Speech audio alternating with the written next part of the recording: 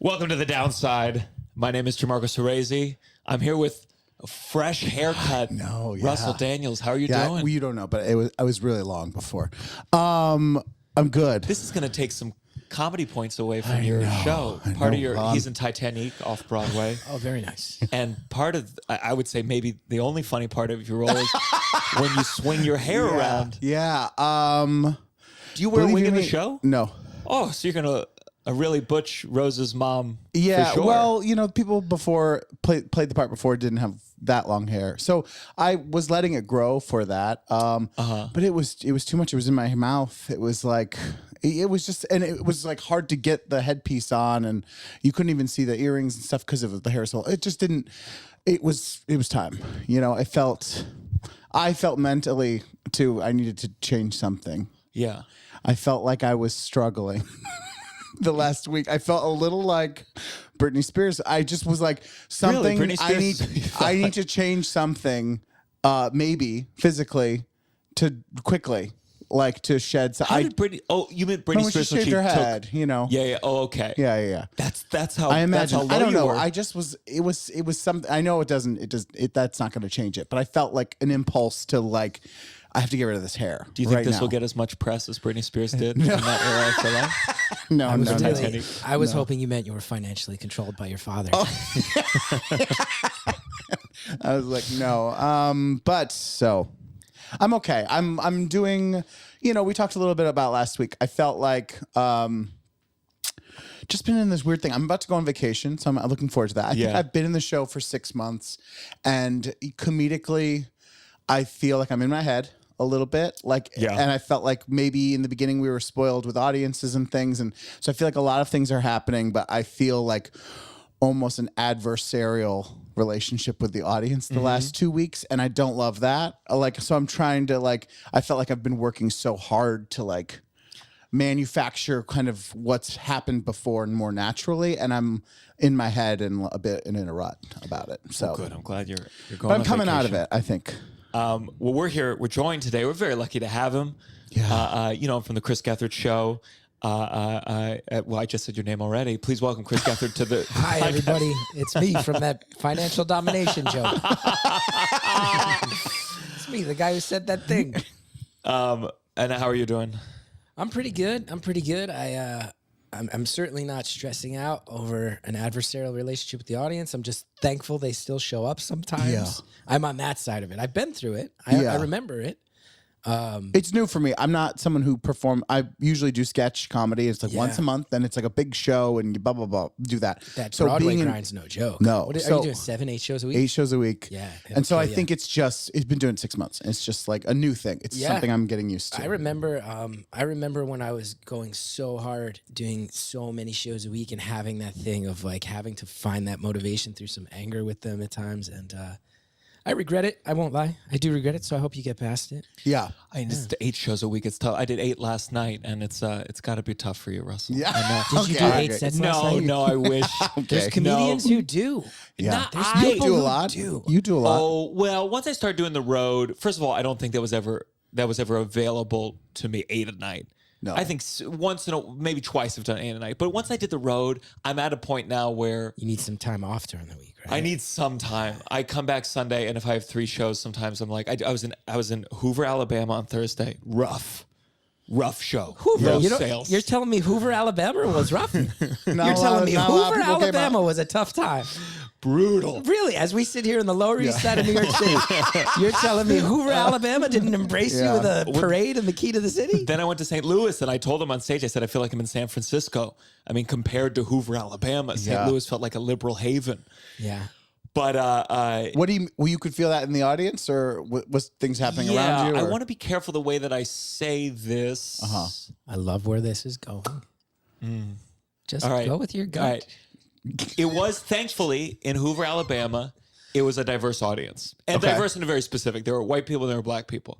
And I felt like the black audience members, I felt like had whatever sensibility that I would perform for in New York. I felt like that was where I felt like our values aligned. Where when I looked at the white people in Alabama, I'm like, I don't know I don't know what kind of white person there's a scary version there. So I just felt like the sense, like again, it feels tricky. Obviously I'm stumbling, but I lived in Harlem for a long time. I performed in Harlem, and I just felt like the values I like to joke about and riff on, I was so happy that the audience was diverse in Hoover, because if it had just been white people in Alabama, I go, oh, we don't agree on anything. Right. Mm-hmm. Right. Mm. And then sometimes they come up to you and they're like, they're the one Democrat or one liberal in Hoover, and they're so thankful that you were there. Yeah. But I think that's what made it, like when I was in Oviedo, Florida, it was like an all white audience, and this is near Orlando. And like it was tough. I'm looking at the guys and they all look like Trump. They all have orange. So this is not me I don't mean to suggest that all black audience members are the same, but I know that in that particular part of the South, there's like a version of a white person that is not going to like some of the things I'm going to say. Now, can I ask you a personal question about this, since we're on this topic? So your name has a lot of vowels in it. Uh-huh. How far south do you have to go before you start to feel like you've traveled back in time and that's a thing people are noticing? Because in New York, no one blinks. Well, it's not so much. I say that I'm Jewish, and that's the part that I get. You've had the weird people pushback. say "ew" when I was in Houston. I said I'm Jewish, and someone in the audience went "yuck." Oh boy, yeah. And that's happened at like 3 different shows, and like and I think there's that degree where, because I'm in a liberal bubble, my girlfriend called me and said I'm like a liberal edgelord in a certain sense, and if I'm in a liberal crowd, it feels like.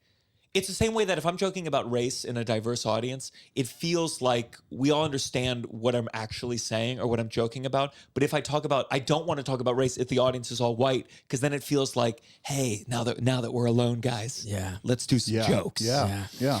So yeah, I don't know when I'll be back in Alabama. Have you done Huntsville? Huntsville is interesting because it's all NASA employees. Really? It's a big NASA hub. I guess it's like one of the biggest ones outside, Texas, Florida, and I think it's Huntsville, right? That's where I played. I feel like every comedian must be like, I'm going to do a new Challenger explosion joke. See, I didn't know. So I went and did a club in Huntsville a few years ago, and I'm like giving these speeches where I'm like, guys, I got to say, like, I was a little nervous coming down here. Like, this was this was before Biden was elected, and it was like Trump times, and you're all supposed to not like me because I'm like a progressive who lives in AOC's district in Jackson Heights, Queens at the time. And that's how you open with, I'm from AOC's district. Well, at the end of the show, I went on this big soapbox thing where I'm like, and then I come down, I meet you guys, and I feel like you're supposed to hate me, and I'm supposed to be nervous around you, and then they all came up to me, and they were like, we're all, like 80% of this room is NASA employees who moved here for the opportunity, right? And I was like, oh, great. Oh, you're all like ultra educated people who have been to school. Yeah. Not that there's not other places in Alabama that aren't, but I'm like up there like, all right, you come down here, you meet people, you realize we are all the same. And they're like, because we all moved from New Jersey. We voted for AOC. Yeah. They're like, do you still eat at this one restaurant in Jackson Heights? Because I used to live there too. Like that type of vibe. The recent thing I've been dealing with, I have some like gun jokes, and again, it's not preachy. I really do everything I can to not be preachy, but when I do that and an audience member leaves, I suddenly get this thought in my head that I have not been able to let go, where I go, they're going to their car, they're going to get a gun, and they're going to shoot me on this stage right now, and you're going to be like, if it's not fatal, it's going to be the biggest thing that ever happened to my career. This is the downside.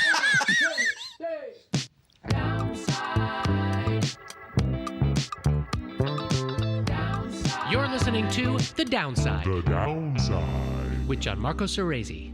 So, Chris, before we get to you, I do want to talk about something that really bothered me on Saturday night. I got an email. Oh. I want to make sure I read exactly. So I had a set, Don't Tell Comedy, link in bio. Not link in bio, link in the description. And it was, did well, was getting some attention. I felt good. And I recorded this, I think, in February or March. And it came out 2 months later. And then I got this email. I said, oh, cool, some fan mail. Subject: great comedy. This is still the subject. Great comedy. Please have a doctor check out the lump in your throat. It could be thyroid cancer. So then I go, oh, okay, anything else? Hi, I loved your drag queens versus priest set, and then sent me the link to the set. In the video, I saw what looked like a large lump on your throat. I want to encourage you to have a doctor check it out if you haven't already. It could be a goiter or possibly thyroid cancer. Please take good care of yourself. I wish you well, and I want to enjoy your comedy for years to come. Sending you good, healthy vibes. Listen, you do have a large Adam's apple. I had never noticed it really as your friend until right now. Profile looking at it, it's big. Yeah, it's always been big. It's an Adam's apple. It's always been big. Is right? that what was being referred to? Well, let's hope. Well, so I go back to the video, and I'm instead of looking in the mirror, I'm looking at the video, and it's shadowy and it's dark, and I turn, and my Adam's apple. So I'm pretty sure it's nothing. In my head, I say to myself, "Don't be Russell. Don't be Russell in this situation, and don't be me. I'm not a hypochondriac in reality. I think clinically, but I'm paranoid. Yeah. And I say to myself, don't give into this. You know what it is. You have a big Adam's apple." And I posted online. I thought it was funny. And everyone's like, well, are you going to get checked out? And it felt like everyone was being a hypochondriac, was bullying me into being a hypochondriac. It was like everyone was projecting their hypochondria. Yeah. And everyone was like, this one time a viewer saw an anchor on a thing and it said, is there a lump? And he had cancer. It's like if your tummy hurt and you said, I'm worried I might have stomach cancer. Instead of saying like, no, you don't. They said, well, one time that did happen to a guy. And people were just writing so much that it felt like they were bullying me for my Adam's apple. It's like if I got an email saying, hey, I think you might have a tumor in your nose. Yeah. Like, it's like, no, it's just a big nose. Yeah. And everyone I was overwhelmed by how many people that no one said, oh, don't worry about it. Everyone was commenting. No one wants to be, in case it happens, in case you do have a tumor, no one wants to be the one that encourages you to ignore it. Do you know what I mean? It's easier to be like, maybe just get it checked out rather than say, no, it's fine. Why say anything?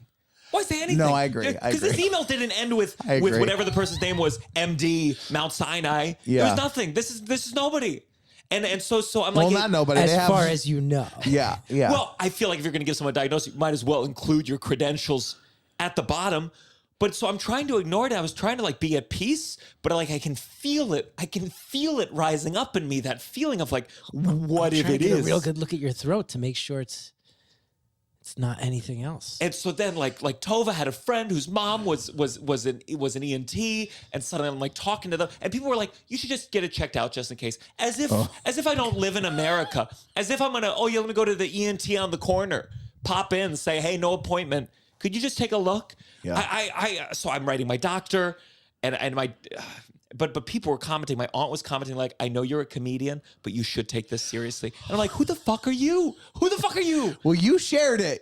That guy. Because I thought everyone would go ha ha ha. You shared it, and the answer is she's a pretty close relative. Yeah. One of your parents' sisters. That's relative. It's pretty close. Yeah. When you yell, who the fuck are you? Like, I know my Aunt Karen. It is a little she like have not had bad intentions doing that. It sounds like you're scared, understandably. But that's the thing. Everyone was like, well, people just care about you. But I'm like, but if you really cared about me, you would say, hey, I called in a favor and ENT's going to be knocking on your door. But it was one guy who said one random thing. Okay. And you're the one who shared it to thousands of people who then are concerned. They follow you and they're like, they're just playing like, oh, well, maybe get it checked out. Imagine if I said to you this, if I said, hey, Russell, I think through the mic, I think your heartbeat's sounding a little bit off. If I said that, I would never take it to Instagram and share it with people and be like, Gianmarco thinks I have a heart problem. I'll tell you that much. I would freak out. I would freak out quietly, and I would maybe go to a doctor, but I would not share it on my Instagram. I would not go on and be like, "Hey, everyone, Gianmarco thinks I have a heart problem. Isn't this funny?" I'm with you. Or if I did, I wouldn't double down on my own fury if other people were concerned. I'm not. I know we don't. We're not. We're not. I'm. But am I justified in saying that to Russell when I don't know anything about hearts? The initial thing is weird. Would you say, wow, you're so caring? What a great friend. If that person's not a doctor, well, if you thought something was really wrong, then maybe, but you don't, you would have no idea. Move this here. Are you familiar with swatting? the internet. Yeah, where you like call. yeah. I wonder if there is someone out there who finds videos and sends people emails on their websites. Hey, you have cloudy eyes. I think you're losing your eyesight. You might have glaucoma. I wonder if that could be a new swatting. Well, and then you go to a doctor and they're like, it's your Adam's apple. And then you're like, well, some random internet weirdo told me to get it checked out. And the doctor's like, well, I still get my copay, I wonder if this is the new swatting. It's a scam. Wow. It's Blue Cross. It was like signing Blue Cross Blue Shield. If you drop should dead, get it checked though, out. your last words can't be Gethard said it was a scam. I don't want to hear that shit. When they're like, you waited too long and now it's terminal. I don't want you to be like, Gethard said it was the new swatting. He said he heard something about it. I'm positing a theory here. Well, that's the problem where no one, that's the world we live in. No one wants to take the risk of being like, it's fine. It's definitely fine. No, it sounds like you don't want to go to a doctor. You're saying it's the world we live in? You just don't want to go to a doctor. If I went down the street and pointed out everyone who I thought had a medical condition, it would be chaos. No one would be able to get to work. They'd be crying in the street. And this one woman commented, But she commented because you shared it. No, this was a good one. This was a good one. Okay. I feel like I can't. But she basically was like, she's a TV personality or whatever, and she says, I have like a puffy throat. And every time she's on TV, someone writes her and says, I think you have cancer. Here it is. Okay, her name's Francesca Ramsey. No, it's okay. It was on Twitter. It's public. So she said, I really wish strangers didn't feel comfortable sending these sorts of unsolicited messages. And of course, someone commented, how horrible that people care about you to be concerned about your health. And she rightfully said, no shade, but you have 32 followers. Your experience online is very different from mine. A barrage of unsolicited messages about your body can be very hurtful, even if people have the best of intentions or are genuinely concerned about you. But did you hear what happened to her? Did you not just hear? It's in the news. She had crazy throat. She had this disease called crazy throat. Crazy throat. Yeah, well, your own throat tries to strangle itself, and she died on the air 2 nights ago. You didn't hear about that? I think that would be a good sketch where a doctor finds a new disease and they're like, I call it crazy throat. Well, there are let's really bad names for diseases. When Celine Dion just got diagnosed with stiff person's disorder, I was like, that's terrible. That's a lazy name. Celine. That's such a lazy name. Like for I don't know. Isn't that the colloquial one though? I feel like that's like the. I don't know, but still, it was like that's what was in the news. Like that's what they were sharing it. They could have shared the real name then. I don't know. Well, it lets you know what it is It's right like away. Stiff person, like it just like it just sounds like could have been a little more creative. I guess not. It tells you what it is. Well, that's what Seinfeld's like. His old bit was rhinoplasty. Like okay, because it's your nose. Yeah. Well, this could be the last episode. So let me just say real quick, if you're a fan of the show, it'll be slow if you die from that. I don't think it'll be fast. You think I'll be like, who is that radio guy that died from throat cancer? The really conservative one. Rush Limbaugh. Rush Limbaugh. Oh, did he die after? Yeah, and he was doing radio to the very end. So don't worry, guys. I am the liberal Rush Limbaugh. Everybody, if you're a fan of the show, join the Patreon. Patreon.com/downside for bonus episodes. Our recent live episode with Steph Tolev and my clean comedy special, The Rats Are In Me, only available on the Patreon. Patreon.com/downside.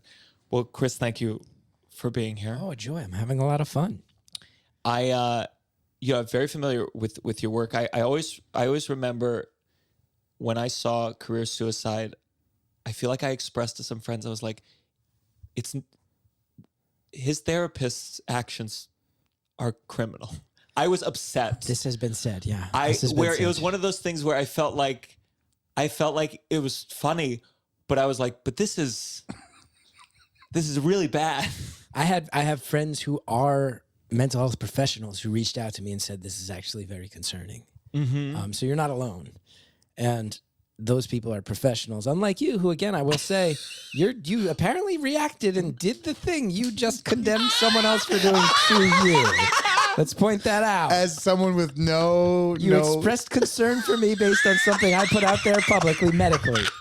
You just you spent the whole intro to your show saying people shouldn't do it, and then just told me it's what you did. You'll be happy to hear I'm still with her 6 years after that special came out.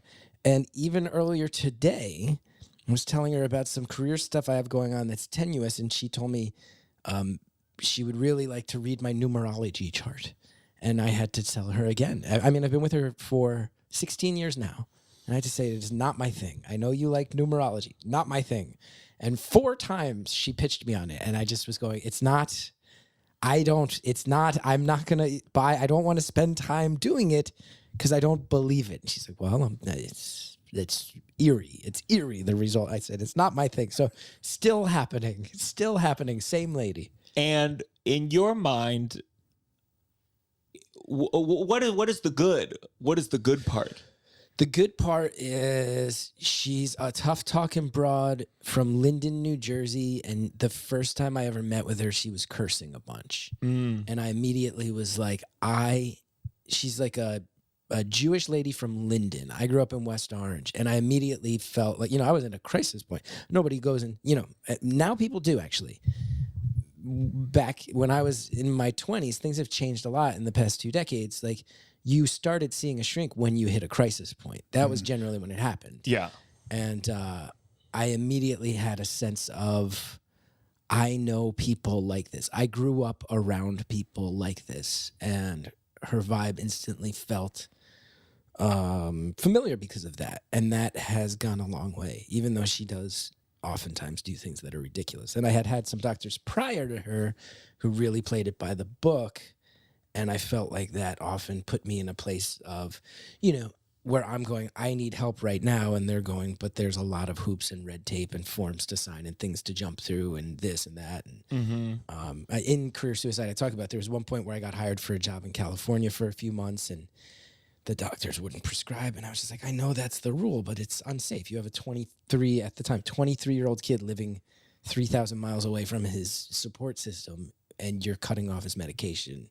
Just write me a prescription. Like, yeah.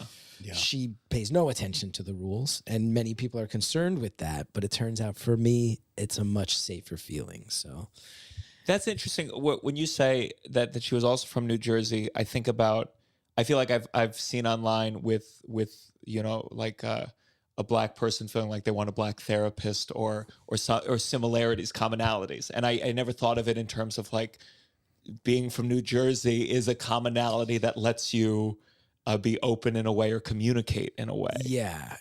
And I also felt like there was probably a lot of stuff that she would understand the shorthand for too. You know what I mean? Just me. She's okay with you saying the F word very loosely. All the F words. Any word that starts with that. No, of course not. Of course not. But things that we had in common enough that she could go, oh, right, because you grew up where you did, and I know what that's like. I know that area is like X, Y, and me going, cool, I don't have to explain all the different swirling bullshit nonsense that went on in my past.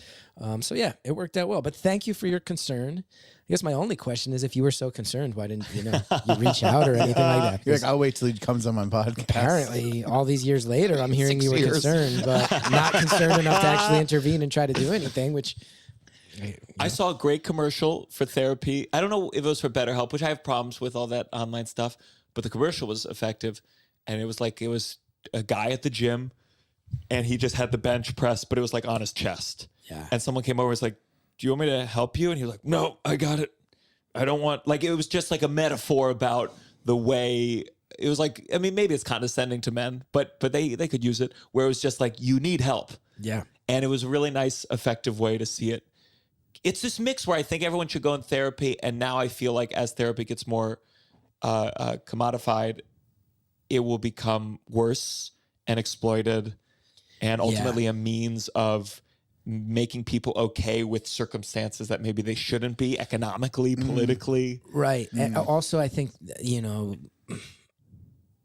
the idea that the stigmas around it have lifted so recently, and we're immediately boiling it down to services that you never even actually meet a doctor, or you can't even get them on the phone, that it's all based on, online interaction. I go, that's a very big swing from, we don't even allow this to be okay, or this is a stigmatized thing. Or, when I grew up, I remember there was a kid who was in therapy in my school and he was mocked for it. Yeah. We all found out he was mocked for going to see a therapist.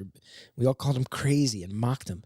And now it's gone all the way in the other direction, but people are going to feel like it doesn't work and they're wasting their money and they've been tricked if it's not a good service. And there's also a thing I would like to point out too, which is there are also now a number of organizations trying to get into the space of therapy and schools, and they're for-profit companies. And I'm very, very wary of that, of people who are going, you know, there is some angel investor in Silicon Valley who's realizing this is a growth industry. Yeah. And it's showing up with young people. I think that's very dangerous as well. Like it has to be medical and it has to be in the spirit of the Hippocratic Oath. And I don't know exactly how we got here, but I'm glad to call it out and say, like, I don't think that, especially amongst children, this should be a for-profit enterprise. That feels really dark to me. Really dark. It's hard because it's a soft science, or it's like therapy is more artistic in nature, so it's hard to regulate it. I mean, like, you could have colleges give degrees, but that doesn't guarantee anything. And it's just one of those tough. I was always skeptical about therapy because my dad saw the same therapist he still sees this person. And I'm always like, what are you talking about in there? What are you talking about? Because I have this idea in my head that one day I would like follow him, and I would, after he left, I'd like, tape the door so I could go in, and it would be like that movie where his mom's a skeleton in the dress, that it's like a skeleton of Freud in a suit, and he's been going every day, 3 times a week. Yeah. But do you think he talks when he goes in, or he just sits there? The skeleton or my dad? No, your dad. No, my dad. No, for sure. I think he talks. I feel like in my mind, I bet this is the therapist who just goes, I hope someday you do tape the door and sneak in, and the therapist looks at you and goes, this is the most inappropriate thing I've ever seen a family member of a patient do. And he goes, I told your dad to do numerology. He just would never give in. He's like, your father has been convinced you were stalking him for years. I don't know what numerology is. What is it? Like, what day were you born? Here's your son's similar, sign. Like adjacent to astrology, kind of, like in related the same in that. Not something you want the medical professional tasked with your mental health to be a fervent, not just supporter, but almost evangelist of. Yeah, I've had to borderline beg her to cut that out. I think the difference. It's funny to know you for 16 years and still be like, I'm gonna get him one of these days. I think I might be her. No, I'm not her only client, but she, at a certain point, she told me she was semi-retired and she was not taking on new clients. Mm-hmm. That was years ago, and I haven't really asked much more about it. So this means, as other people quit or die, I'm one of. I could, for all I know, I could be her only remaining client. I have no idea. Yeah. But she does prescribe. It'd be fun if she incorporated that into the numerology. She's like, you're born on this, and I only have 3 patients left. And this son. I got to be the last one, right? Yeah. I have a goal in life to be her last patient. I also have realized if she were to die, I have no idea how I'd find out. That's a weird feeling. Yeah. Is she in person or Zoom? Phone calls now. Phone calls, really? Well, I was ahead of the curve on that. She, before telehealth was even a thing, she moved to Mexico years ago, and we started doing Skype sessions. And my friend who is a mental health professional said, I am fairly certain that is illegal, that you cannot be doing that. Now, obviously, it happens all the time, and everything's changed. But I think for a long time, it wasn't exactly okay the way we were doing it. Now I do phone because I leave the house and I walk while I do it. So I feel like I'm getting both some physical exercise as well as a mental health thing. And I'm not like shackled to my desk with my screaming toddler son right underneath me. Are you walking where there's no people? Or like, because I've once in a while, I do Zoom, but once in a while if the connection's bad or I'm somewhere, I walk. And occasionally I'm walking amidst people being like, and then my father, just wait 1 second. Oh, I do. And keep in mind, you're in New York City where none of these people will care. I live in a neighborhood that's just one street that's a big circle. So anytime I pass someone, it's like a neighbor I know. It's like someone where I've probably like watched their kid, or they've watched mine, or we've been to a barbecue in each other's yards, and I'm like ranting about some nonsense, and then I just stop and look at them and nod, and then we all keep going, and I can tell they know. If they haven't guessed it's therapy, they know that I'm at least ranting about something that they can't hear. And it's a weird feeling. Yeah. Now you have a son. I do. How old now? He turns 4 in 2 weeks. I'm curious. This is why no one sees me around the New York comedy scene anymore. Yeah. Because I had a child and disappeared to New Jersey. Bring him to the shows. I would love if you came to a Must show. have been right around COVID too. I mean, right? Yeah, he was born April 2019, so his first birthday was while we had fled our apartment in Queens. We had bought our house in January of 2020, and then our building would not let us move into it. Our building in Queens was like, we're not letting movers in. We can't have weirdos in the building. And I was like, I both understand completely. But it's not like I'm fleeing. Like, I bought this house months ago. Yeah. And I have a safer place to go raise my kid. Please don't make me stay 2 blocks from Elmhurst Hospital, the hospital that the New York Times did the expose on, like, the bodies in the trucks outside. And that was one of the first things that people were like, oh, I guess we should get masks. Like, it's not, was that expose. If you made a right out my front door and walked 2 avenues, you were at the front door of that hospital. So we were like, please let us just get our kid out of here. So it was a whole thing. But yeah, my kid's a pandemic baby. And he's great. He's the best. But it's been wild. It's been a wild few years. We had a friend who had a kid, and the fears of COVID. I mean, the truth is, like, when it came to COVID, at least after the first couple months, I think in my head, maybe not true, but I was like, I'm a healthy, younger, I'll be okay. Yeah. But people with kids, we could have killed them.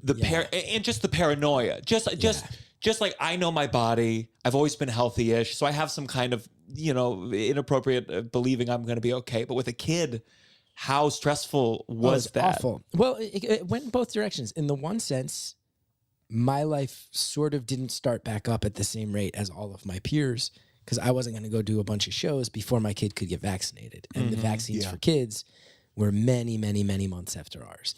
And then, as you know, everybody's like, cool, shows are back. And everyone starts doing shows. And then back channel, everybody starts to hear through the grapevine, like, don't do any shows at this club. Everyone who performed there on Tuesday got COVID the same night. And you start to hear stuff. I'm like, I can't risk it with the kid. Yeah. At the same time, there was also something really beautiful about the world is shut down and I'm hanging out every day with a human being who doesn't know a thing about it. I'm just hanging out with this kid who wants to play with toys and laugh, excuse me, and he's learning words, and I'm there. I'm not on the road. I was there for his first steps. I was there for a lot of things that I would have missed if the world had been functioning. So he was the ultimate distraction in some way. Like, my life was going to be put into a weird little bubble of dealing with the birth of my son no matter what. And then it coincided with the world shutting down. So on some level, maybe that's a good thing. But on another level, I lived in constant fear that my lifestyle would kill him. But if I didn't get back to my lifestyle, how was I going to pay the mortgage? Like, really, really fine line to walk there. It's wild. But he's a good boy. It's worth it. It's going to be, when I think about getting older and talking to younger generations, like, will they be like, please don't tell us about COVID? I wonder if all of us will have like teenagers at the house and we'll be like, there was a time, and they'll be like, because something about it, it wasn't dynamic. It wasn't particularly thrilling. There's not a lot of stories. I'm like, well, I finally read Stephen King's It. Yeah. And that's what I did for 2 months. And I learned how to cook one lasagna, and that was it. Right. But it was such a significant, like, even your kid, it's like, he's just not going to remember any of it. All the parents of our age, though, are like, they're not going to remember any of it, but is it going to completely have fucked them up that their first experiences with teachers, the teachers all had masks on? Like, no one knows psychologically what's that going to do. Like, my son hates school. He hates going.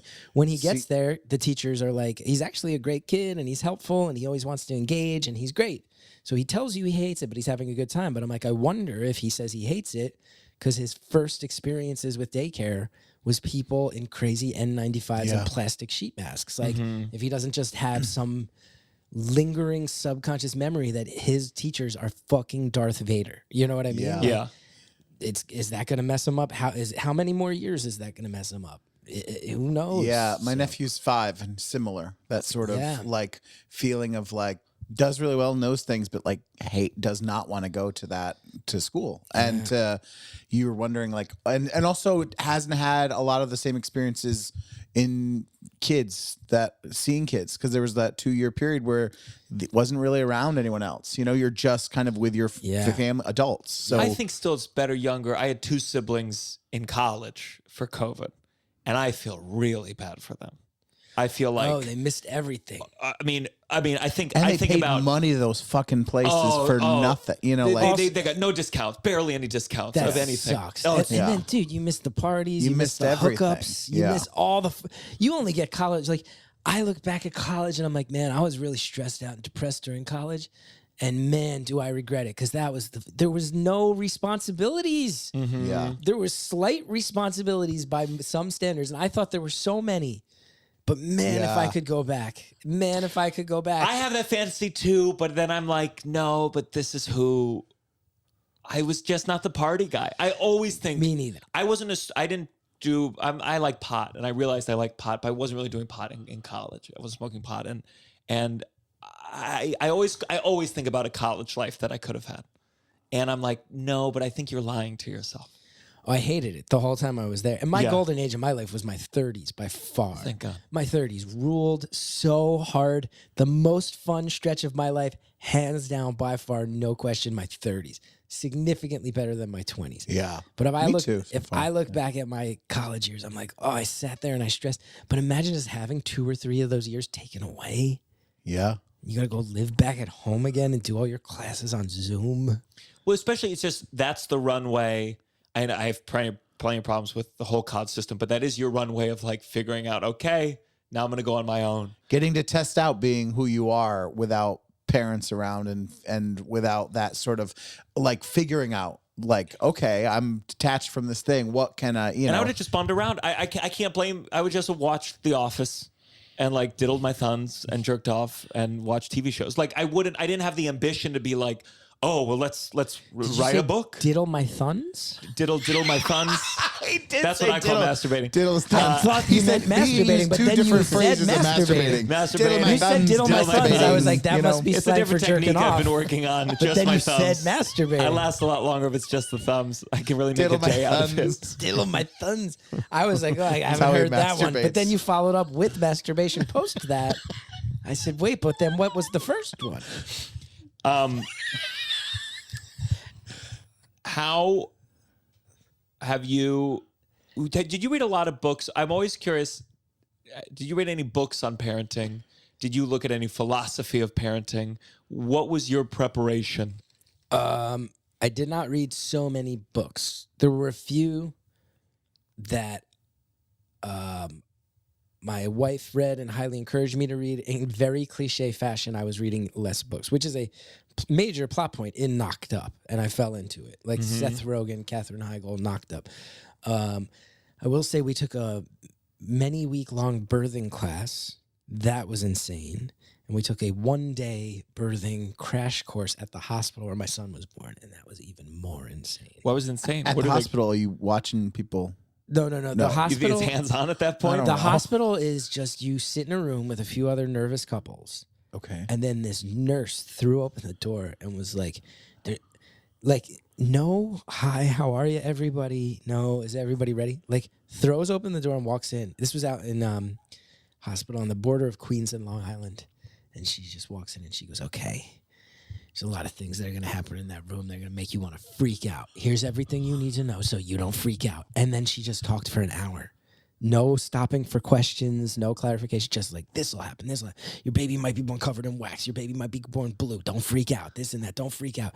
I'll never forget, she just kept using the phrase, don't freak out. She's like, you might think your baby's dead if it doesn't cry right away. No, don't freak out. They might need to clear the mucus out, so stop freaking out. It'll stress everybody out around you. Don't freak out. She was just this like chain-smoking nurse who had clearly been delivering babies for decades. She was like, everybody stop freaking out. And then the birthing class we took was so wild. Wait, let me just ask. So when he finished his spiel, did any neurotic parent or go like, oh, what about, should I freak out in this case? We tried, but the time was really, but all you saw, a few people had brought pens and pads, but most of us were just like, oh, you just saw everybody going like, oh, and taking out their phones and just like desperately trying to take notes on what she was saying. Cause it was nuts. The presentation was nuts, but it was the most real deal shit anybody said to me leading up to the birth. She was just like, this could happen, this could happen, this could happen. This happens all the time. That happens. This happens. What was the one she said? She was like, there was something that was racist. It was like, sometimes babies. If the baby's a different race than the father, don't freak out. No, it was like, it was one of them was like, sometimes these babies have these crazy birthmarks on their bodies. They're really big. They call them stork bites. With black babies, they call them Mongolian bites. Don't freak out. And it was just like, what? There's like different names for the races. It's just you calling Mongolian. No one else is calling it. You're the one. It was crazy. Don't freak out. Just everything was like, every piece of information was just basically you going like, Google like Mongolian bites. Google that. Google stork bites. I like a wife telling her husband, don't write down that part. I know.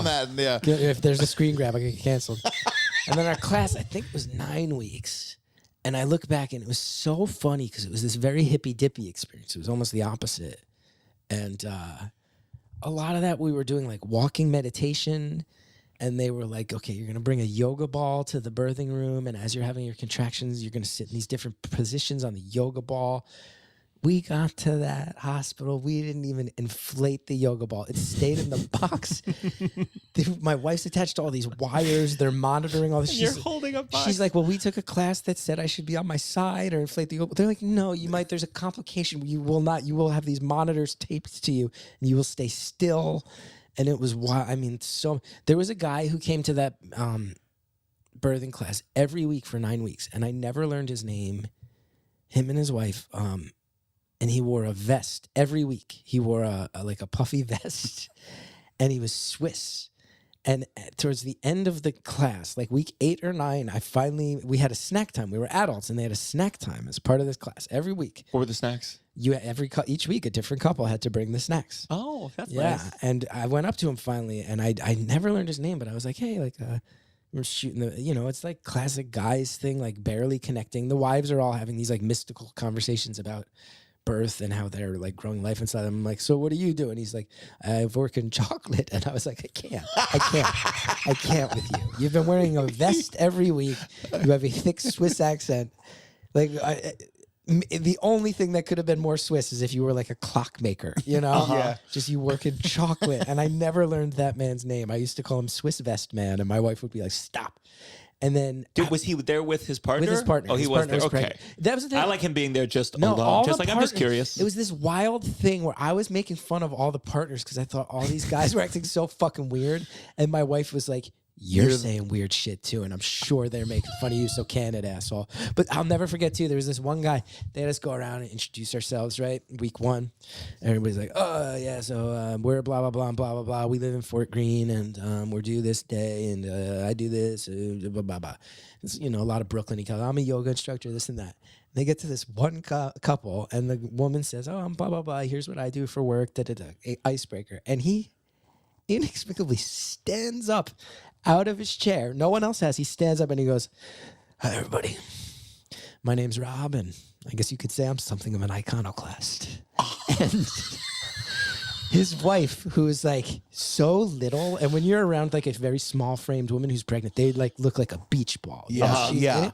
His wife just looked at him and had this face like, you fucking asshole. Stop saying you're an iconoclast. And I had to look up iconoclast. Wait, let me guess. What the fuck was that?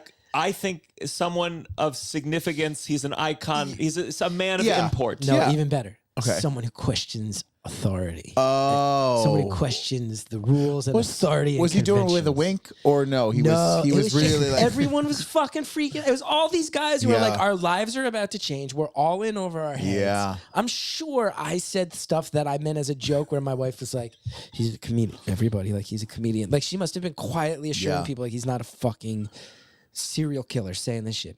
This guy just, I'm something of an iconoclast. And I just could never look him in the eye again. I was like, did you say comedian when they started to realize we there was another friend of ours. Or did you go like, you guys know who I am? No, there was none of that. Believe me. None of that. None of that. After the yoga teachers, I feel like it's just a bit of when you're getting into a class kind of thing, you're like, you want to be honest, but it's also like if you say you're a comedian, it's just like sometimes it's like, It's going to be a whole handful. Yeah. But I did. I introduced myself. I was like, hi, everybody. You may recognize me as Alana's boss from Broad City and Trevor from season 9 of The Office, everybody. So hold questions to the... No, I avoid that conversation at all costs.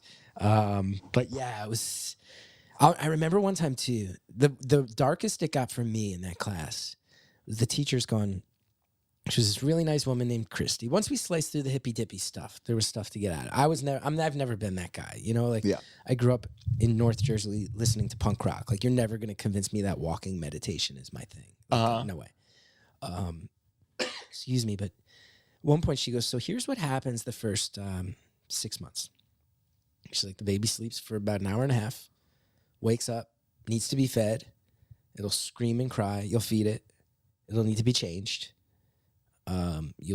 It'll stay awake maybe 20, 25 minutes. You'll be able to like swing it around, hold it, try to connect with it. It'll need to be fed again. And then that process repeats 12 times. And that's your 24 hours of a day. And I was like, what?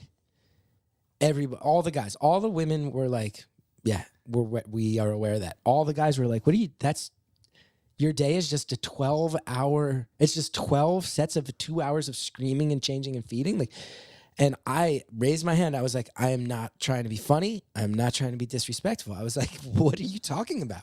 Like, what do you, like, when do you work? When do you get anything done? And she was like, well, the thing about that question is that since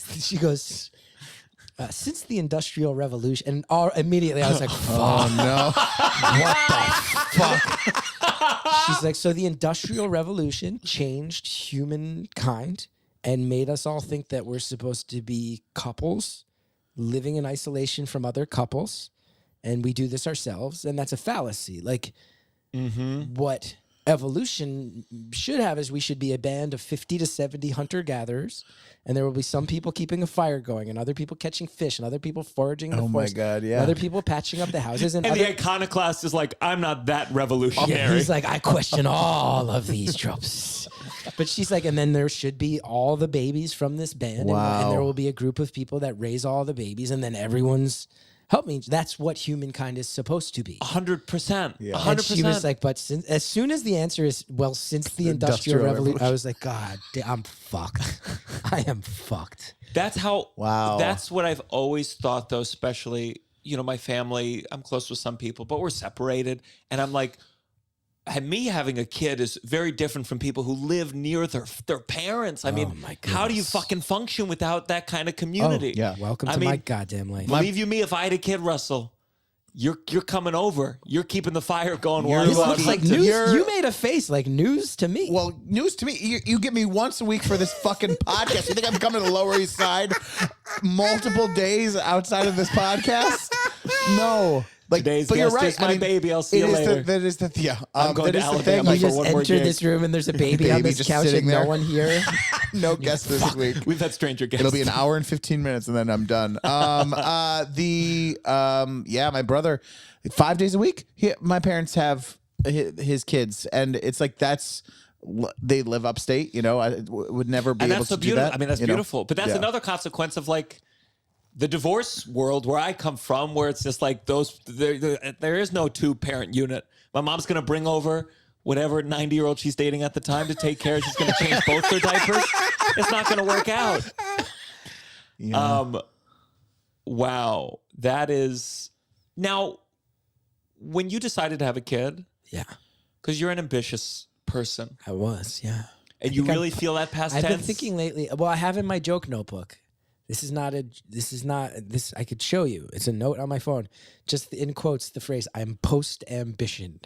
I'm post-ambition. It's a bit I've been thinking about lately. I don't know what the joke will be, but like, I remember being a very ambitious guy and someone who was like an organizer of people, sort of legendarily for a while in the New York comedy scene. Yeah, of course. Yeah. Of like, Anthony DeVito, who's a friend of mine, he said to me once, he was like, last year we were in Edinburgh together. Disaster, by the way. Oh, I heard. Disaster. I heard it was a rough For time. me personally. No, not for you. My friend, Lucas Arnold was there.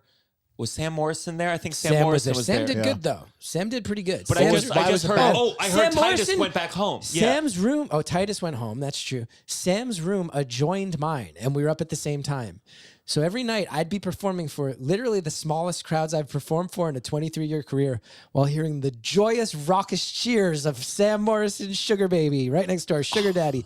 And I like Sam. I'm giving him, it's not Sam's fault. No. Sam's not going to take it personally. Sam's How dare you say my crushing it. And I'm here like, I feel so old and past my prime as I hear this new young buck of the New York scene, like people cheering next door. And I've told Sam this and we have laughed about it. He's like, well, they may have been loud. It wasn't always a full room. I'm like, it had to be more full than mine. But I do that as a seller every time. The bar and the lounge are very close. And whenever the bar is like crushing and it's just a quiet show in the lounge, I'm like, oh, you guys picked the wrong show. And go. it's always an easy save, easy save. But DeVito said to me, he was like, it's always kind of been like the alt scene, the club scene, the uptown scene, the North and South Brooklyn scene's part of the alt scene.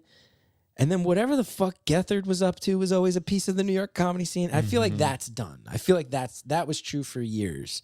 And I no longer have the energy or the wherewithal or I don't know if it's self-doubt, but I feel a little, I don't know. I feel a little past my prime in some ways as like someone What came first? Did the kid change you or was it leading Or do you up feel to like the kid? you were... Well, the timeline of my life was that I had, a lot of my life was defined by my old TV show, which kind of broke off from the UCB theater. Looking back on it, this was not intentional, but it was sort of, I think, as the UCB corporatized, we sort of broke off. And I think a lot of the people of that ilk started to realize, oh, the reputation of this place as this like weird haven for freaks gonna ask is about not that. as true. But it kind of, this satellite thing that broke off from it is like, the public access studio is kind of where that type of person. It's really heartbreaking. We joined UCB truly at like as if I hear this a lot. It's getting on the Titanic now. Yeah, is where we it was like joined this a lot. UCB. I got on a house team, and then our sketch group got a run in the last year, right around the move to But I remember my first ever meeting after I got on a mod team. And were they like, we're going to throw out all your props? Truly, we had a sit down company meeting in December before I started in January. And it was like Amy Poehler was there, everyone, but it was already like this tension of like, and I remember being like, this seems bad. And like, and growing up as a little kid looking at like watching stuff and being a bit of a comedy nerd and being like, when you were there around there and feeling like that, like just that you could feel like when you'd see things and be like that kind of punk rock energy, that fucking chaos. I started there when I was 19 and I'm about to turn 43 and it was nuts. It was as nuts as people thought. It breaks my heart to hear because I had left as a teacher. And I realized looking back on it, I sort of knew this was true, but like I as a teacher was still trying to carry the torch of like, no, we're going to make this we're going to try to make this a thing that's A, serves you. You're not here to serve this theater. Theater is here to serve you, which I always thought was important. And B, even if you don't get on a team, I want you to feel like you got something out of this. And to me, that means like, how do you kind of empower yourself as an artist to just go and like, have enough fucking gumption to go out and do some shit you want. And that worked with people, I think. And it breaks my heart to hear there's so many people I've met who are like, yeah, I showed up there and I started too late and felt that it was just a lot of rules. A lot of rules. I liked a lot of people there. It just was this thing of like, and I was proud that our sketch group who didn't go through, all of us go through the thing, were able to get a run there. And we were like, we were doing it. We had three great sold out shows with like at the new with space. Great guests and stuff.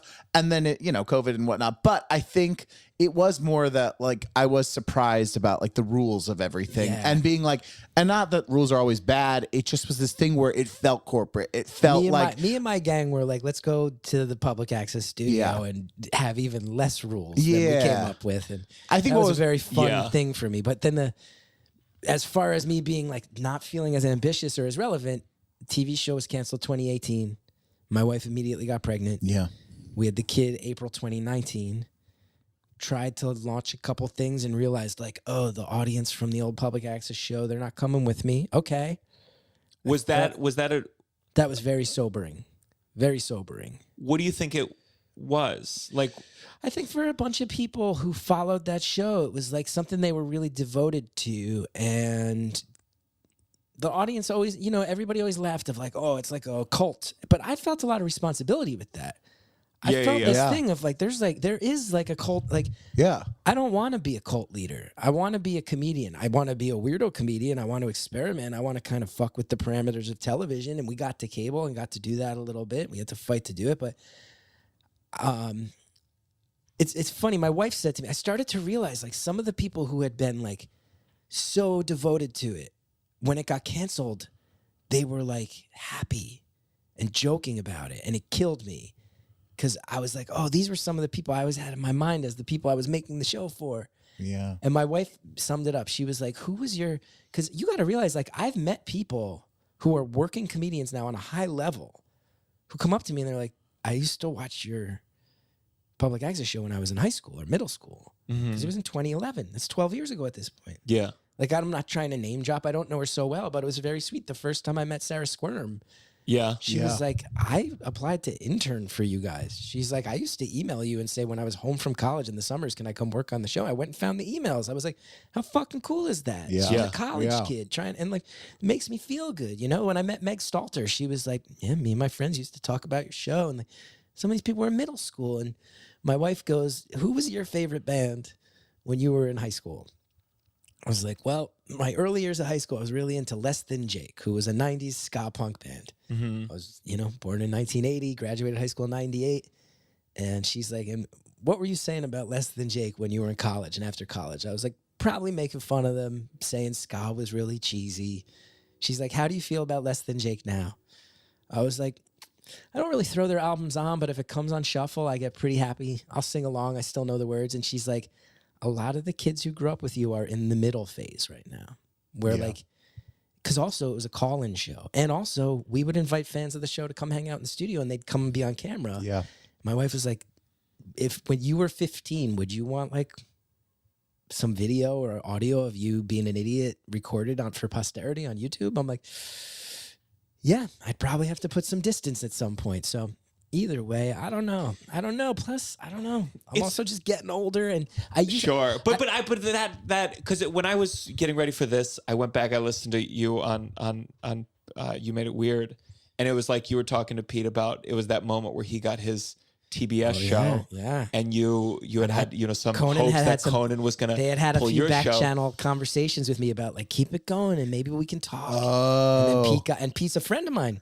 First or second guy who ever put me up as a stand-up as I was moving on from UCB was Pete. So I'm not trying to be jealous or resentful of my friend, but I was like, oh. But part of what you talked about in the interview was that concept of like, I don't know if you mentioned the Ramones were like not having a hit album, but it's like, yeah.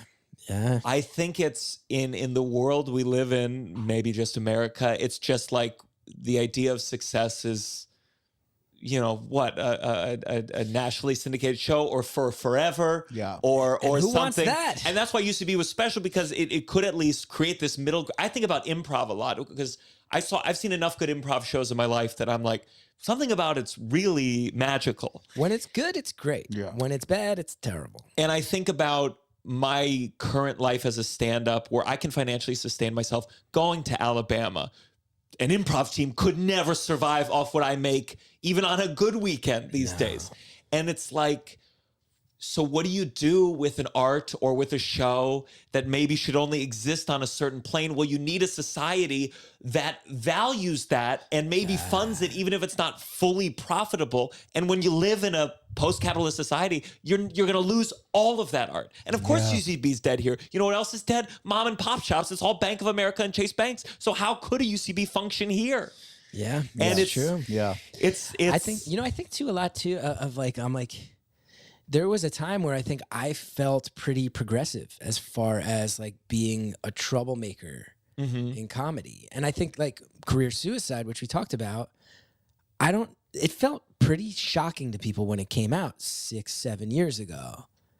But now I go, a white guy talking about being depressed doesn't feel so progressive anymore. And that's because of progress. But it also feels like the space I used to occupy was rebellious. I don't know if a 43-year-old white guy who's had a fair amount of success you outgrow that rebelliousness. And I think there's a certain grace and maturity in going, I shouldn't take up the oxygen in that room anymore. Yeah. because there are people for whom that oxygen is pretty vital. You know, like I'm joking about Sam having a better run than I did at Edinburgh. But at the same time, I sit there, I go, yeah, someone like Sam should live in that rebellious space. Hearing him do a show about, I had a lover who died and I'm in a support group and you know, all that aspect of it, I go, I used to occupy the space of like, I'm fucking depressed. I'm medicated. I'm not going to apologize for it. I'm going to speak openly about it. It felt pretty shocking in its day. Doesn't feel so shocking today because that conversation's grown. There's other conversations from other people. They need to occupy the space I used to occupy. And if I tried to just desperately hang on to it, it wouldn't work. It would feel desperate. And on top of it, it would take oxygen out of the room for people who really do need the space to say the shit that's rebellious. And I think I'm not rationalizing too hard to say that I'm smart enough to get out of the way. Like now when I perform in the city, more often than I'm at the Cellar, which is not the rebellious space in my... Not at all. I'm very not grateful to be passed there. But this is not like years ago when I was like, fine, fuck you. I'll take it to public access if no TV network wants to buy it. Fine. UCB's getting corporate. Fine, fuck it. I'll go branch out into Brooklyn. I'll head to the Lower East Side. The Lower East Side's starting to get blown out. How deep into Brooklyn do we have to go? I was a big part of some things that felt underground. I don't know if I get to feel underground anymore. It's like or if anything, I'm learning how to be comfortable being the sort of cheesy elder statesman of the underground, while knowing that, you know, there are people, and we could name names. You know what I mean? Like, I don't think I need to lay claim to the rebellious space anymore when there's people, you know, give that to the Patty Harrisons of the world. Give that to...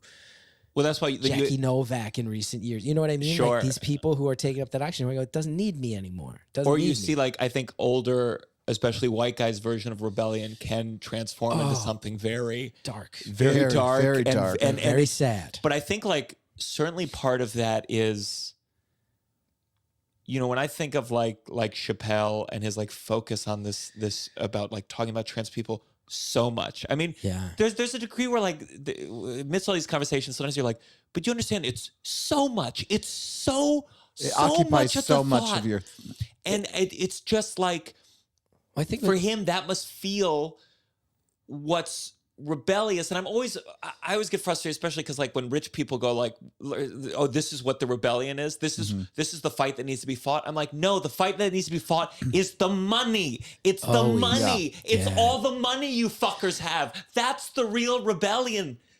But they can't because they want to keep their money. Yeah. So fuck off. It's really infuriating. Well, we talked about it with Caleb here on recently about like we're talking about Rose. Another one. Caleb told me once he was in New York, and I did Whiplash, which was the hot show at the time. I read this actually in an interview. I had never spoken to Caleb one-on-one that I knew, and then I read in an interview. He was like, "Yeah, there was one night where at Whiplash, I like went into the green room and found Chris Gethard and." Like asked him for a bunch of advice, and he sat and broke a bunch of stuff down to me. And I was like, I was that guy for like a generation. I was the guy that if you were in New York for a week and you ran into me, you'd be like, tell me what I gotta be. And I'm like, that's cool. And now Caleb needs to take up that. You know what I mean? Yeah. Now Caleb's the perfect example of someone where I'm like, oh, you have some shit to say. Yeah. And you're but like, so do you. I don't know. I don't. But you know what I mean? Of course. I have to be mindful of where that happens and how that happens. And I'm also the alt scene's fucking like young and glamorous and hot now, which is cool, but it's not this is me. You know what I mean? I'm not a club coming guy, you know? Cool. Like it's a different thing and it's fucking cool. I've always it's felt a little too cool. But I think it's a little cooler than it is funny at times. At times, sure. I'm not rejected from it, but I think there was a degree. I've always felt, and again, this could be my own self-pitying thing. I always was like, as a theater kid, it always felt a space that if I were gay, I would have had a little bit more opportunity to be a part of it. Yeah. Or if I had been super alty, where I'm not super alty. Like I was so mad one day. Do you know Jay Jordan? Mm-hmm. Jay Jordan's a friend of mine, and Vulture called him like he can do alt and club, and I was like, fuck off. Jay is a club comic. coming from a club comic. We are club comics. Jay is he's not an alt comedian by any means. He's black and bisexual, but he's not an alt comedian. He'll tell you this himself. But it was just like one of those things where I'm like, that's, at least for this vulture writer, these are interchangeable words. See, where's that mental? I will say, as someone who started at UCB, I had an almost obsessive desire to be able to be a club comedian, alt comedian in any type of alt room. Also, to just say someone's an alt comedian, there's 5 or 6 different things that could mean. Yeah, at this point for sure. I was someone that was like, I remember when I was coming up out of UCB and started doing solo performing, there were a handful of people where I was like, they're dropping by shows at UCB, then they're going down to Rafifi, then they're doing the Comedy Cellar, then they're doing some weird NPR show, then they're doing some, and I was like, that's what, I want to be someone who can walk into any room, figure out how to survive. And I am pretty proud that I think I did that. Yeah. And it means nothing ultimately to anyone except me.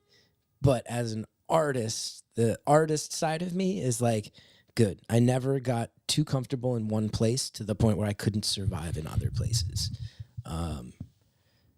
Anyway. Yeah, I mean, we'll see. It could be more fractured these days. I mean, like there's certain realms. It's more fractured than I've ever seen it. And I 23 think years there's in this fucking city. It sucks. There's It's also bad for every. Let me say this too. Now I'm just going to start go for it. trouble No, in the please, comedy scene. no. It's this idea that we all need to talk shit about each other. When I started, it was the clubs, you know, the alt scene had started with Luna Lounge, which was slightly before my time. There was UCB, there was Collective Unconscious Surf Reality downtown, turned into Rafifi, which was really great. And around that time, people stopped giving a shit.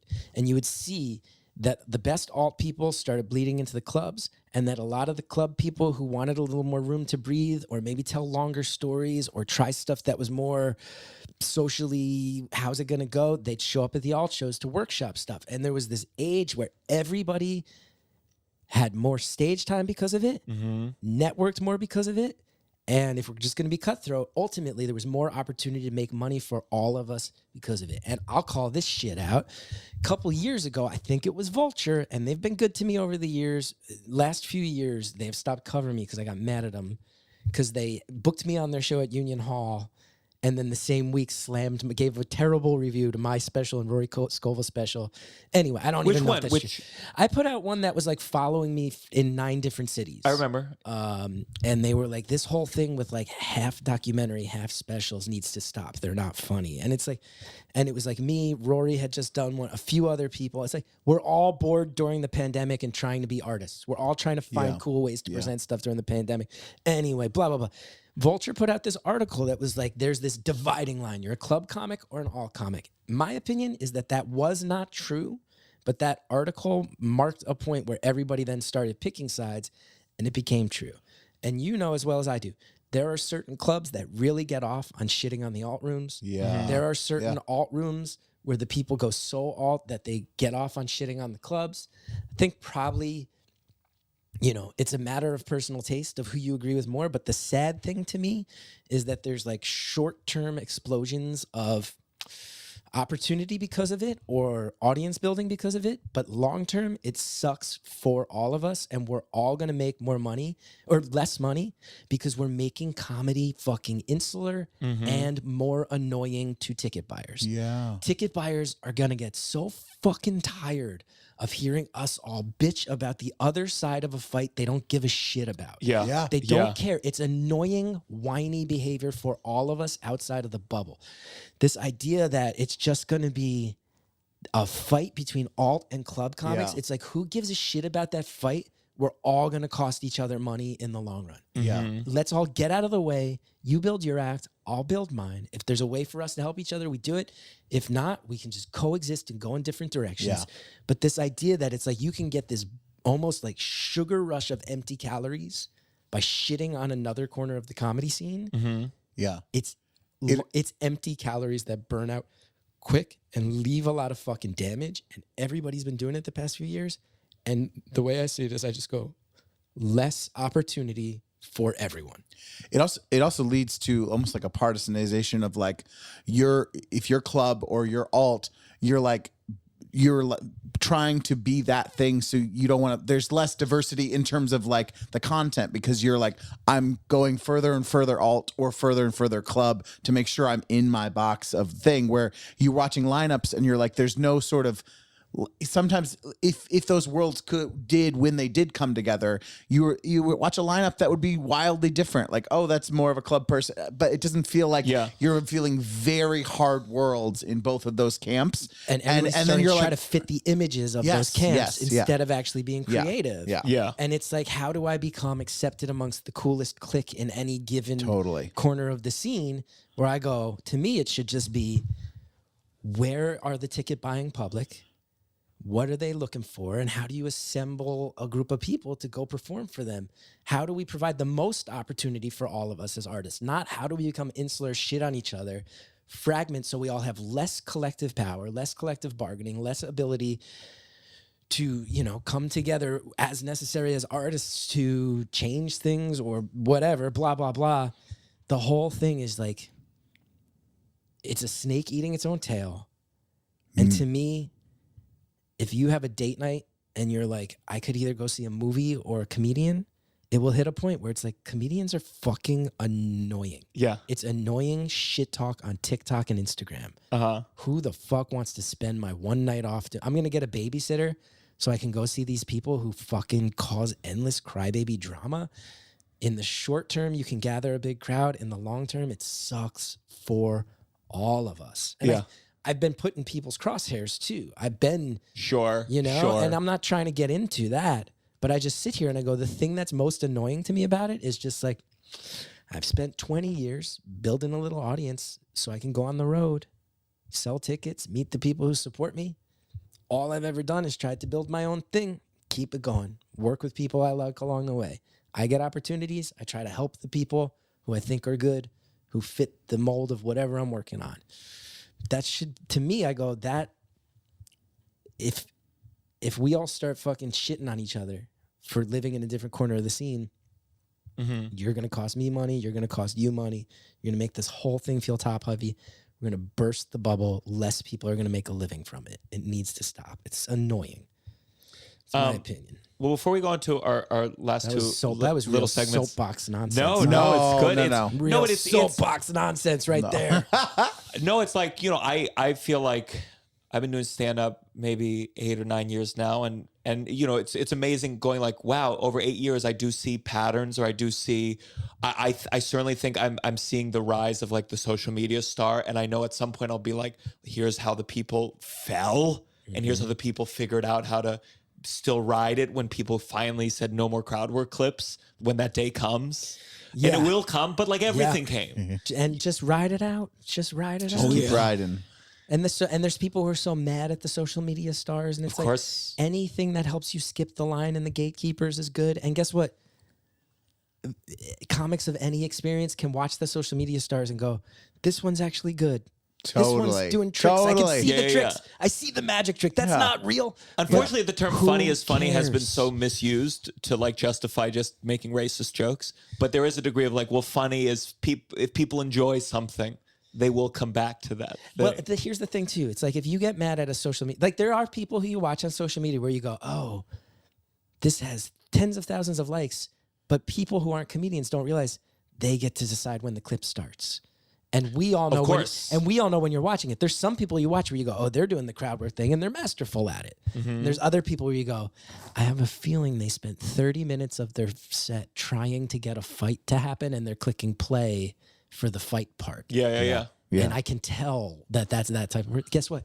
That person doesn't have a long shelf life anyway. It'll take. The system will correct itself. Whenever someone comments let them to me ride it out. on Let a them make crowd their work money clip now. thing, sometimes people comment like, he never misses. And I'm like, I promise I'm not posting the misses. I've had a plenty of misses. I had a plenty. Yeah. There's no crowd work clips coming from that Alabama show. I'll tell you that right now. What do you do for work? I work in the oil fields. All right. Cool. All right. Someone calls for musical theater. Before we go into the last minute, I do want to ask, because I'm a very autobiographical comedian, and As am I. And especially now that you have a kid, I'm sure it changes. Yeah. Because you've been it was just listening to Pete Holmes. I mean, you were talking about a breakup in a way where I was just like, damn. Have you any big regrets of like, or especially being older, being like, I didn't have to talk about that fucking thing? Yeah. It's a great question.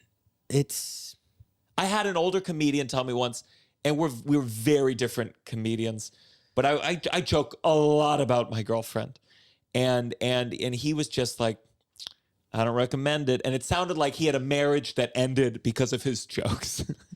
And I thought in my head, I said, well, you know what? We're different. This is what I do. Yeah. But do you have any regrets? Any like, Yeah, I will say that, you know, there is this parasocial relationships phrase that gets tossed around now. And starting my public access show was that. It was a small audience that really, really felt like they knew me. And to a degree, they did. I will say career suicide helped a lot of people, so I don't regret it. Do I wish that I didn't, to this day, get very intense messages from people online telling me about their suicide attempts too? Yeah, I sometimes go, I put that thing out 6 or 7 years ago. You know, I'll also say too, it'd be funny if you had an auto message that's just like, don't do it. Imagine. All right, don't busy. do it. Follow, here's my Insta. Yeah. Thanks for being a fan. Yeah. Chris Gethard. But I'll say this too, like, you know, there are times where I will go to your Hoover, Alabamas of the world. Yeah. And someone will come up to me at the merch line or after the show and they'll say, you know, I watched Career Suicide and my son killed himself. And I had someone tell me her brother killed himself. She was like, I never really knew what he was thinking, but your special gave me a little bit more of an idea of what he might have been thinking. So thank you for it. And it's beautiful to hear. I'm also going to go sit in a hotel room in Alabama and think about it, you know? Yeah. And that's not always easy. I made that choice. I gave a piece of myself away in doing that. I'll also say that trying to, like, being someone who has been very open, and I think that was always real. Now that I am like, for example, when I used to do merch for my TV show, I was living in Greenpoint at the time in a basement apartment with another guy who was on my TV show. Mm-hmm. Our lives had no consequences to them. I wasn't married. I didn't have a kid. If you ordered a T-shirt from me at that time, it had my address as the return address. And I licked that envelope and I walked it to the post office. And that felt very fucking cool and punk rock to me, you know? Yeah. It felt like I'm in the lineage of all these bands. I do it myself. I cut out the middleman. This is great. But I will say,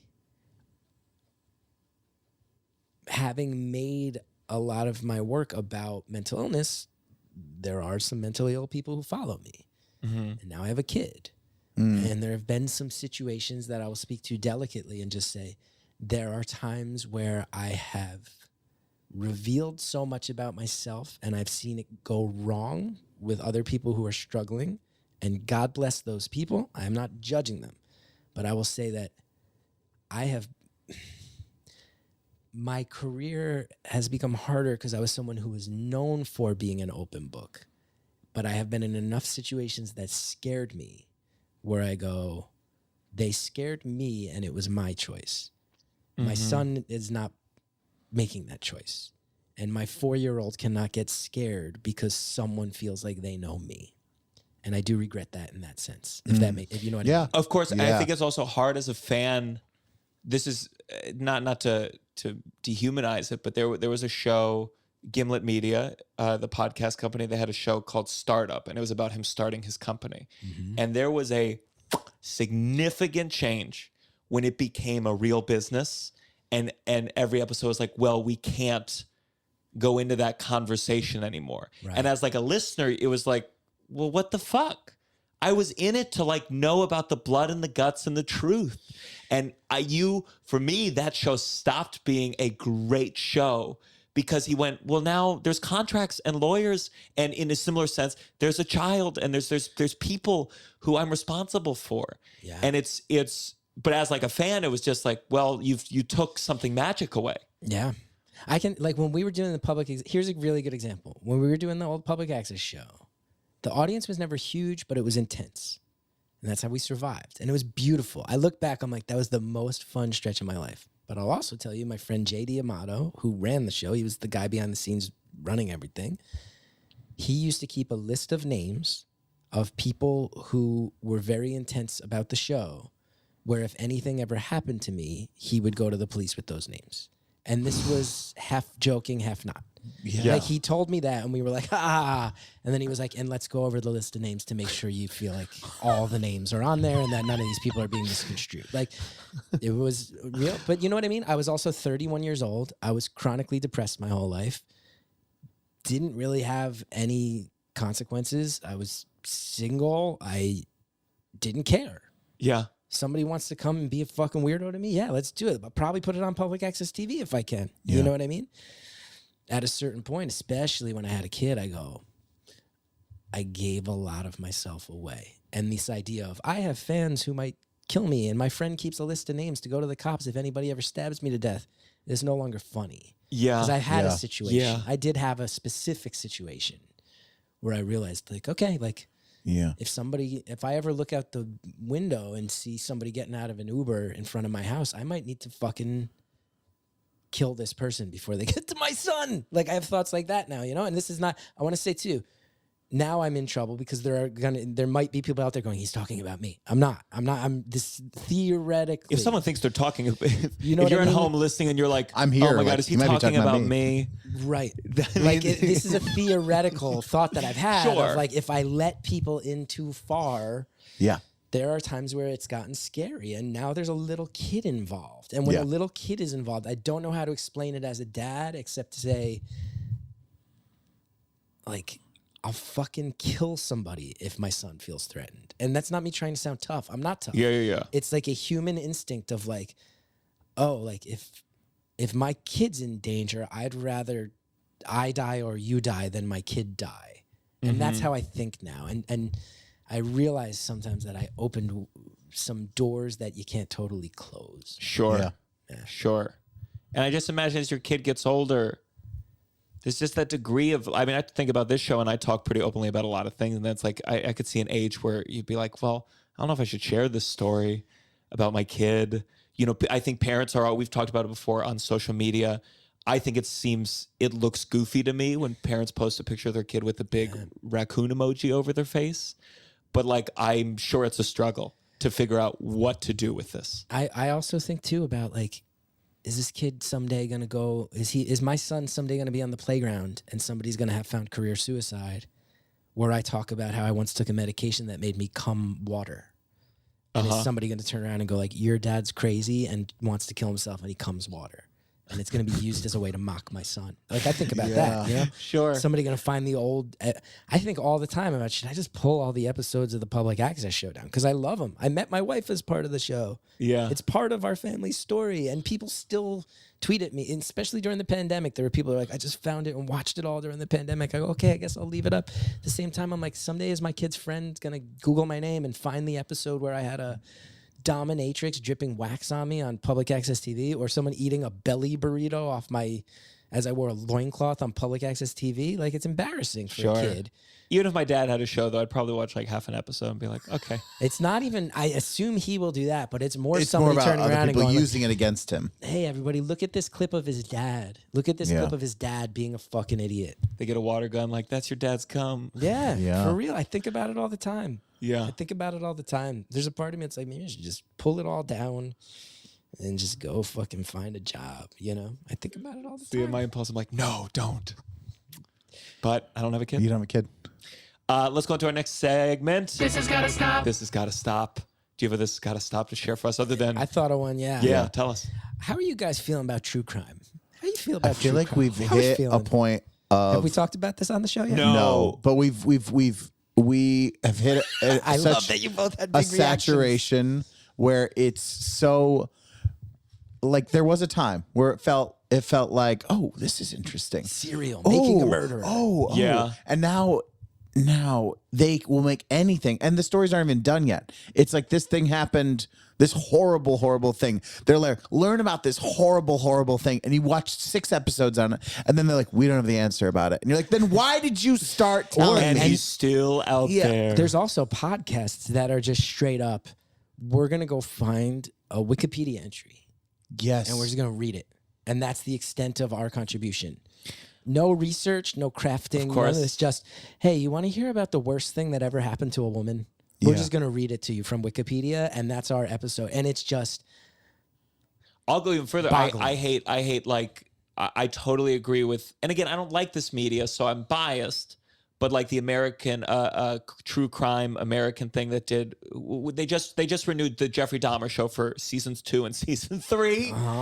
And they showed on Twitter a talk about like exploiting life for art. It was like the woman confronting Jeffrey Dahmer on the stand, and then they compared it to the actor's rendition of it.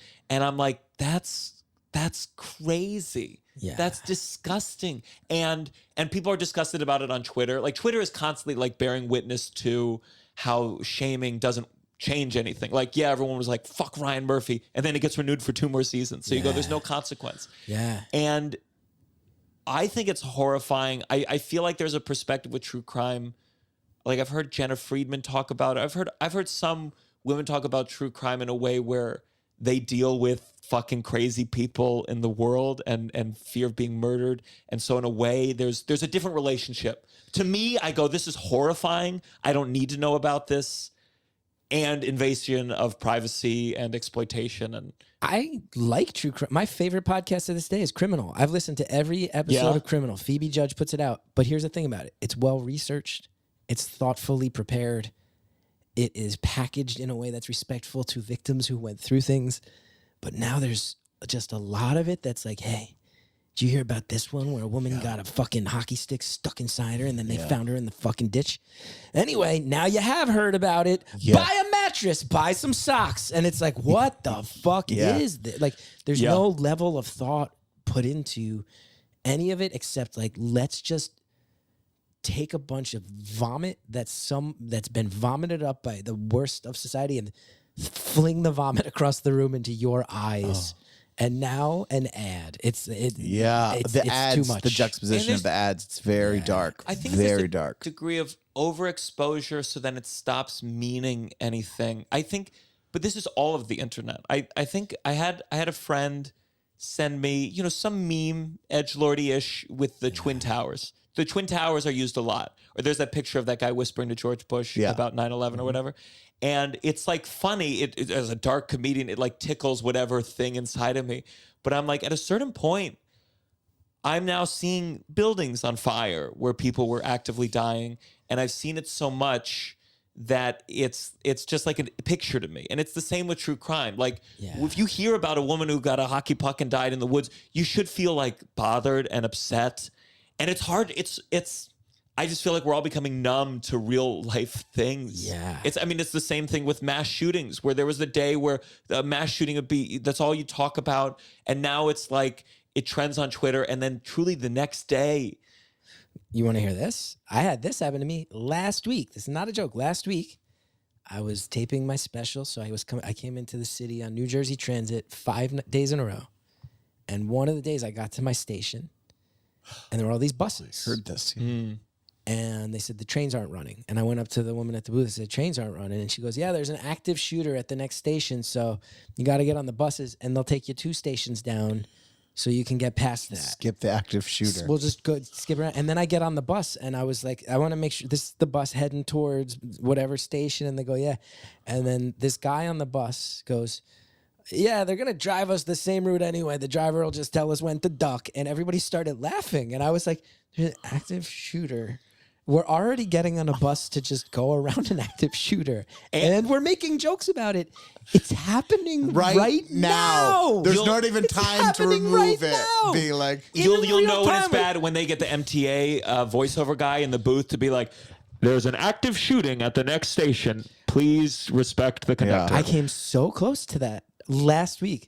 Yeah, there's an active shooter, so you got to take the bus down 2 stops, and then you pick up the train there.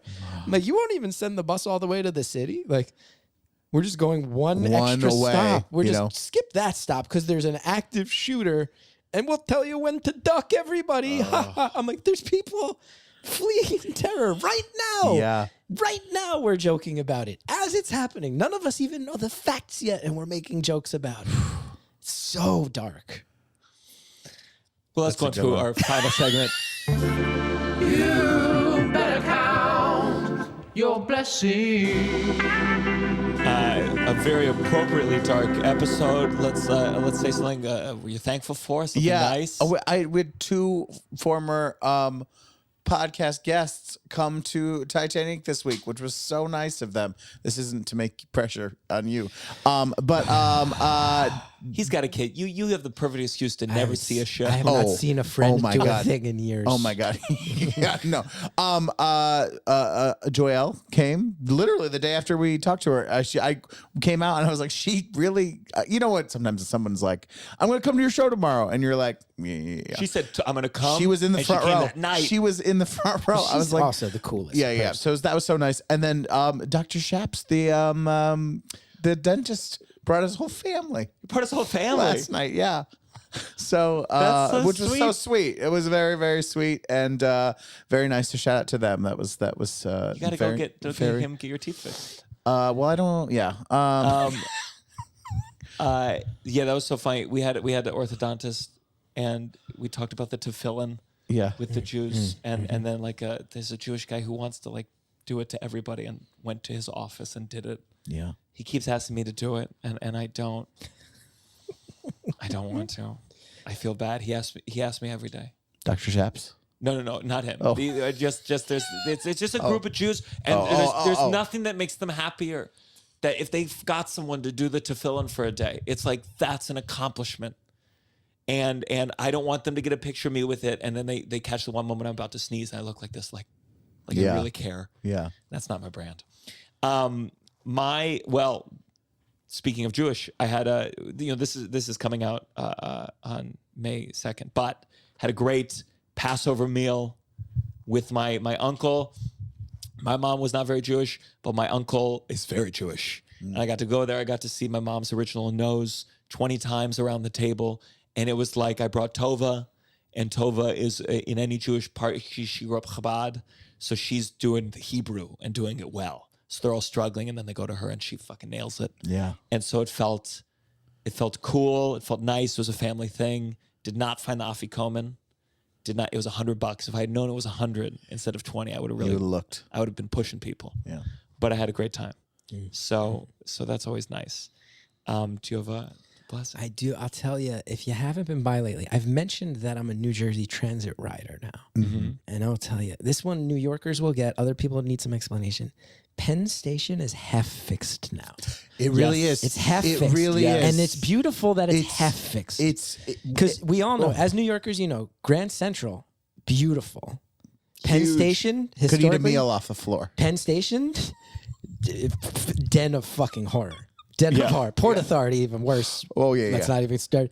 But Penn Station right now, as a New Jersey Transit rider, there's a very funny thing where you can go in all the old entrances and stand in the old shitty area that you know and you're used to, and it's still terrifying, and there's still people in there who you are concerned for your safety about. Or you can go down to the nice new section, and somehow you can access the same tracks from this nice new section. True. It has a bathroom that's functional. I wouldn't poop there, but I peed there. The other bathroom area, I will not enter there. I would rather shit my pants than step foot in that fucking bathroom. That's such a funny way of describing public bathrooms. In New York City? Come on. I wouldn't. I'd pee in it. I wouldn't poop in it. That could be a whole website. Yeah. Pee, poop, or shit your pants. Or nothing. Or nothing. nothing. I'm not going in. You know? But I mean, there's something really beautiful about saying, like, that's what it used to be. So get your nostalgia fix. Here's where it's going. It's going to be much nicer. It's up to you how much you want to experience of both. It's like the caterpillar is half butterfly, and we get to have this moment as New Yorkers to just experience both. And I love it. But I bet if a caterpillar does go half butterfly, they end up dying because it's not good enough. I imagine that new space. I feel how like many months? How many months away? I think it maybe No, now. I think don't know it's when the going to last be time you were there. years. Can I tell you? I once had a friend who took a shit at Port Authority, and because growing up in Jersey, you would sneak in high school. You'd take the bus. Okay. Yeah. And I had a friend who was waiting for the last bus back to Jersey, and realized he had to poop and didn't have time to leave and make it. He would have missed the last bus. You can't miss the last bus. So he went and took a shit at Port Authority. And while he was in there, he heard someone else come in and start screaming. And this was in the late 90s, but as he left, he saw that a man was removing his own teeth with pliers in the Port Authority bathroom. So that's Port Authority. And he was just doing that. That's how you had to pay for the tickets back then. Yeah. It was a very painful process. Yeah. It's hard to imagine a scenario where you need to remove your teeth with pliers in Port Authority. Yeah, I'm going to guess it wasn't fully logical. I'm going to guess. That person had some Right. internal justification. I was trying You to were think. thinking of what I was trying to think scenario? like what happened, like where he'd need to give his teeth away, like And he'd be like, well, But wait, it's he the was there- scenario when the government is listening to your but like thoughts through sometimes your if you have cavities. gold teeth, you could pull the gold out to, I don't know, use it. I don't know. Sure. Anyways, I guess we don't need to. Well, this episode is coming out, as I said, May 2nd. Anything you want to plug? Oh, this is great. I'm hosting a festival May 4th, 5th, 6th, and 7th.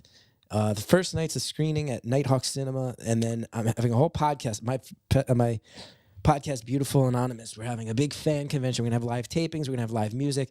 The comedy bills are just all people who aren't assholes. I mean, the aforementioned Joyelle, Joe Firestone, Roy Wood Jr., Adam Pally, so many great people. Brittany Carney, like some people, Wyatt Cenac, some people who like I came up with, some people who I really admire who came up after me. To preface it, though, that there's no assholes when I'm not on the lineup feels like a pretty indirect comment on my character. Assholes. No assholes. Nobody's gonna throw a beer at you at this. I kid. How many times have you gotten that? How many times? That's a good callback. Ariel Elias. You come to this show, there's not going to be any of that nonsense. No, I'm just kidding. But yeah, I mean, just a lot of great people. So I hope people come on out. That's fantastic. Russell, what would you like to plug? Titanic off Broadway, Del Roth Theater. Sorry, God, come see Titanic. Come see it. Come see it. What about your barber? You want to give him a plug? Your barbershop? Yeah, go to Ray's Barber in Inwood. You come all the way from Inwood to do this podcast? Let me tell you, Chris. Oh my goodness. I've told you to move.